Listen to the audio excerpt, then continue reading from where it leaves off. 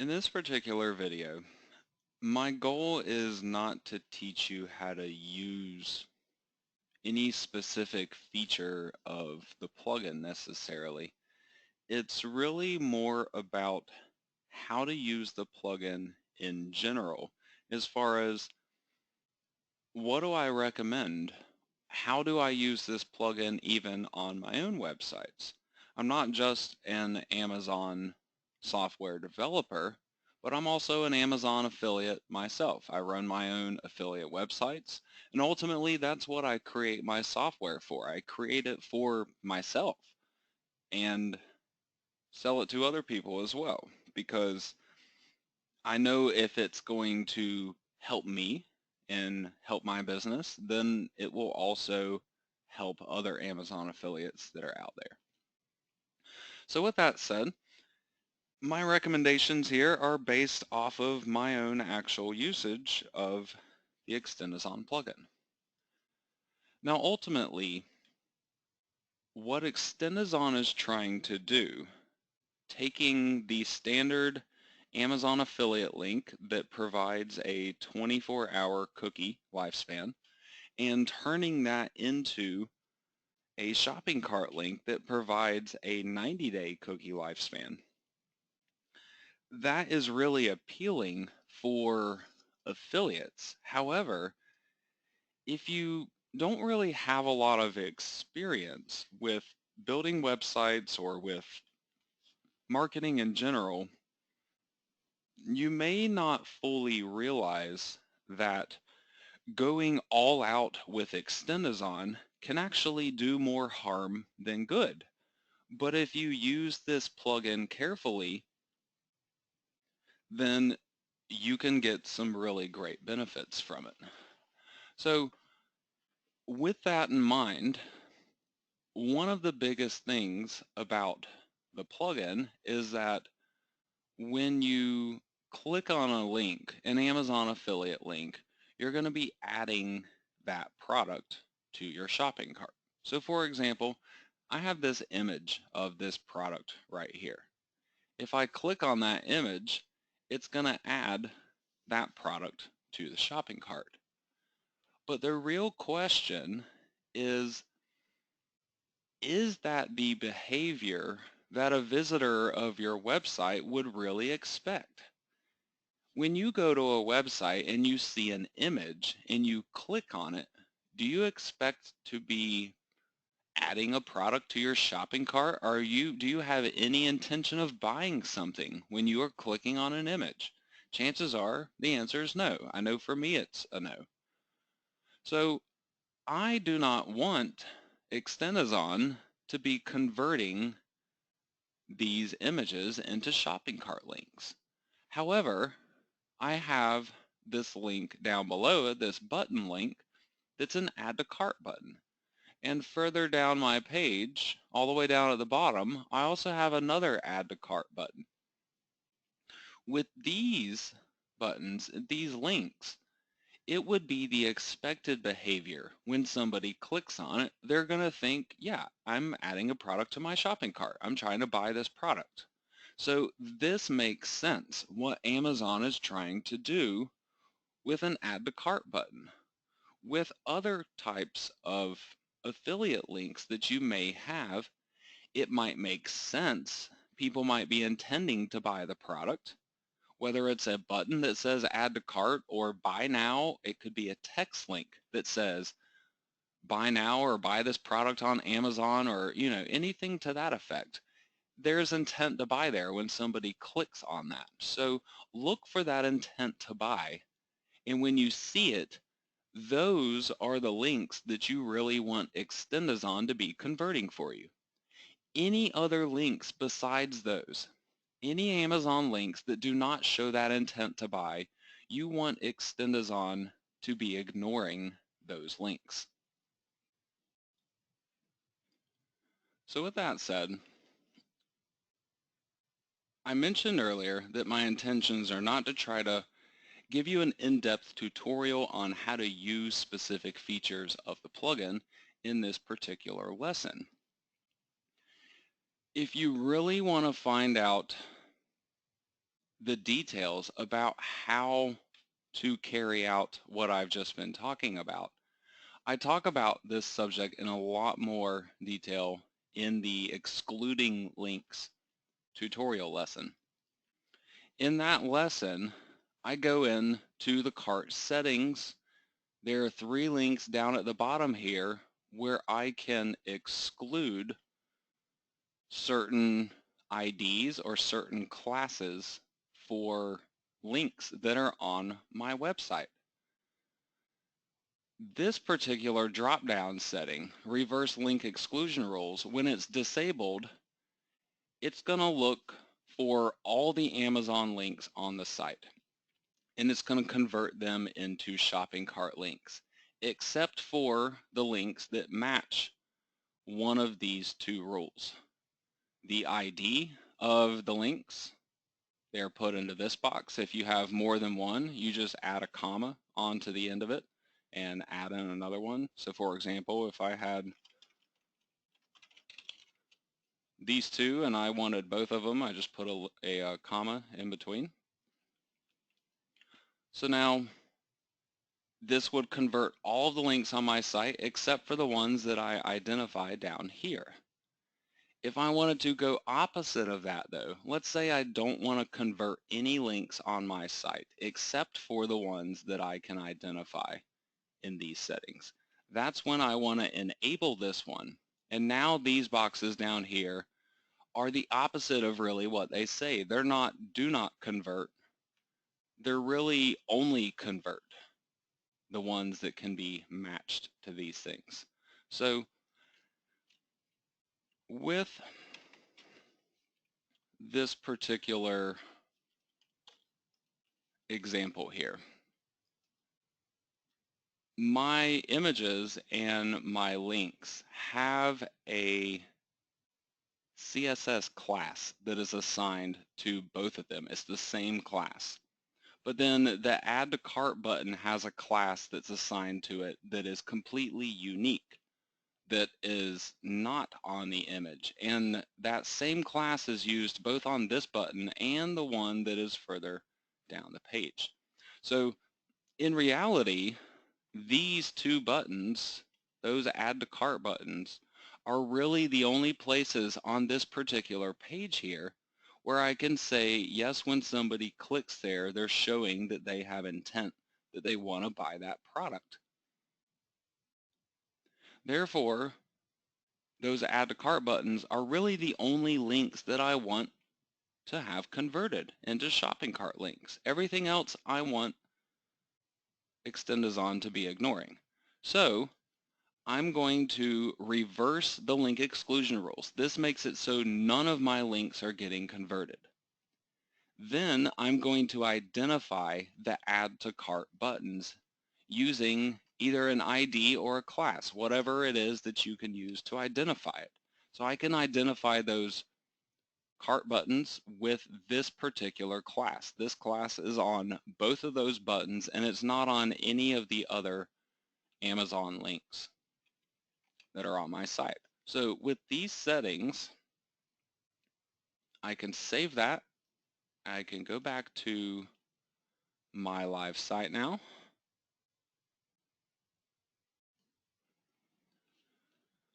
With this page refreshed and those settings updated, now when I click on my image,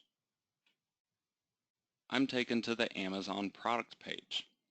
That makes a lot more sense than directly trying to add that product to my shopping cart. When I click on the Add to Cart button though, I'm adding that product to my shopping cart.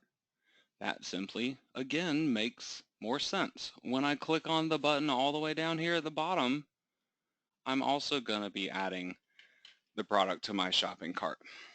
So you can see how with a couple of simple plugin settings, I can control how the ExtendAzon plugin is converting my Amazon affiliate links. This allows me to control the user experience that they are getting on my website and to make it a lot more likely that they're going to end up purchasing something. The bottom line is that you do not ever want to be deceiving your website visitors. Whether this is intentional or not, they'll simply take it the wrong way. They're not going to build trust in you enough to want to buy from you. So you need to try to be as straightforward with them as you possibly can. The easiest way to do that with the ExtendAzon plugin is using the thing that I mentioned earlier, intention to buy. Just ask yourself that about every Amazon link on your website. If I click on this, am I intending to buy that product? On an image, it's likely going to be a no. On an add to cart or a buy now button, it's likely going to be a yes. On things like text links, you're really just going to have to look at what the text for that link actually says. Does it imply that intention to buy? If it does have that intention to buy, let Amazon make it into a shopping cart link. If it does not have that intention to buy, then you simply need Amazon to be ignoring it so it can function as a standard product link. You're going to get much better results this way. You'll get decent click-through ratings simply because people aren't going to be solely restricted to using the shopping cart. If you have all of your links on the Amazon site that are leading to this shopping cart, you have to essentially be pre-selling the product enough on your own website to convince somebody enough to want to buy that product. They're not going to be able to get to this Amazon product page to learn more about that product before they decide, yeah, I'm ready to go and buy that product. So if all of your Amazon links are getting converted into shopping cart links, your pages need to be really, really good at pre-selling the product. On this page, I have a lot of really good videos about the product. I have information such as the price. I have features and other details about the product. I even have the reviews that are actually embedded into this site through the Amazon plugin that's being used here. So all of these different things provide a lot of the same information that's available on the Amazon website. And this does make it a lot more likely that, yes, I provide enough information here for somebody to want to buy that product without really learning more about it beyond what is on my website here. So with that said, it could be a possibility for me to not have any links that go to the product page here. The image could not be an affiliate link at all, for example, and I could just have these add to cart buttons, and it would make sense. There would be enough information here to pre-sell this product. If you don't have this extended information that is all directly targeting one particular product on that page of your site, then it's a lot less certain that somebody is going to get adequate information from your page to actually be convinced that they're ready to buy that product. So on sites like that, especially say a more informational type of a website that just has product ads for relevant products that have to do with the same topics, a website like that is really not doing a lot to try to pre-sell the products.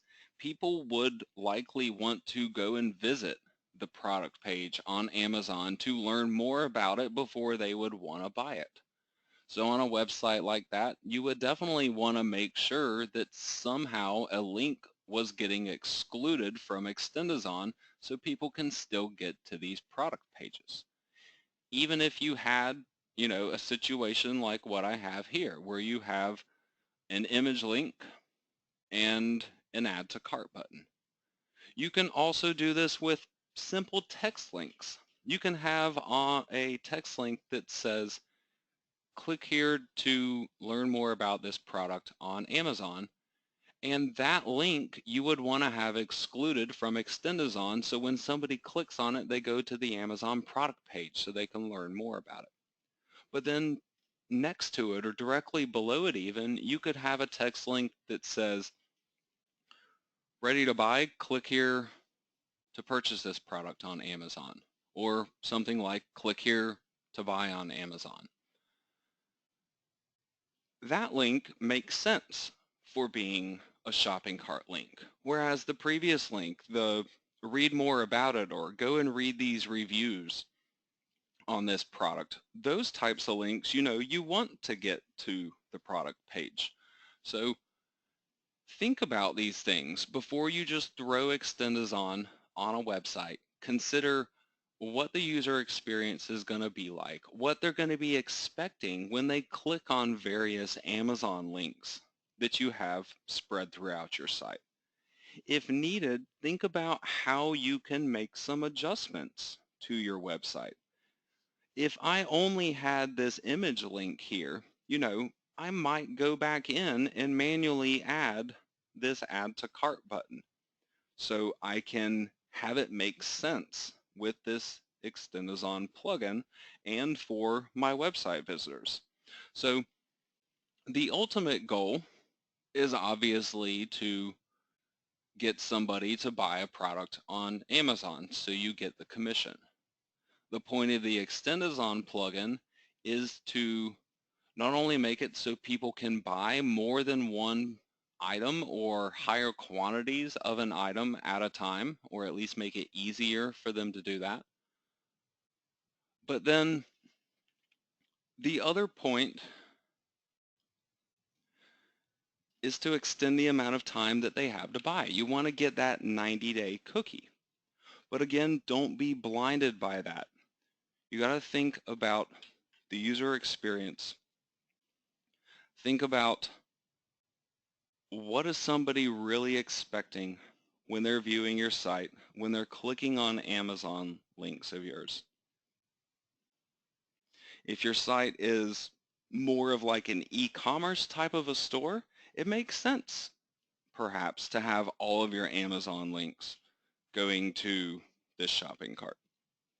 In a lot of other cases though, you'll need to take a little bit more time with it and find particular links that you can either include or exclude from being processed by this plugin so you can have that variety.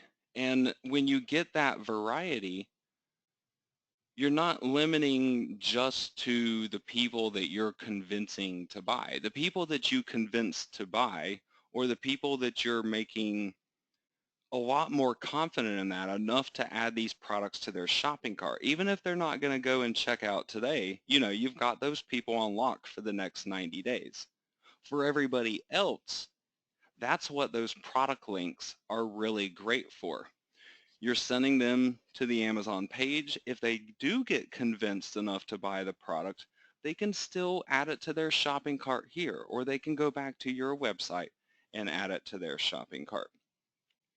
Regardless though, by getting the people to this page, you're getting that 24-hour cookie, at least. And then by getting them to process something through your shopping cart, you're getting the 90-day cookie. So from my personal experiences using the plugin, not only do you want to make it really straightforward for them and not try to deceive them in terms of, things happening that they really wouldn't expect, like buying a product when they click on an image, but having those two different kinds of links on there, the product links and also the shopping cart links, helps you attract different types of people that are in different phases in the buying process, and ultimately you get, much better results that way.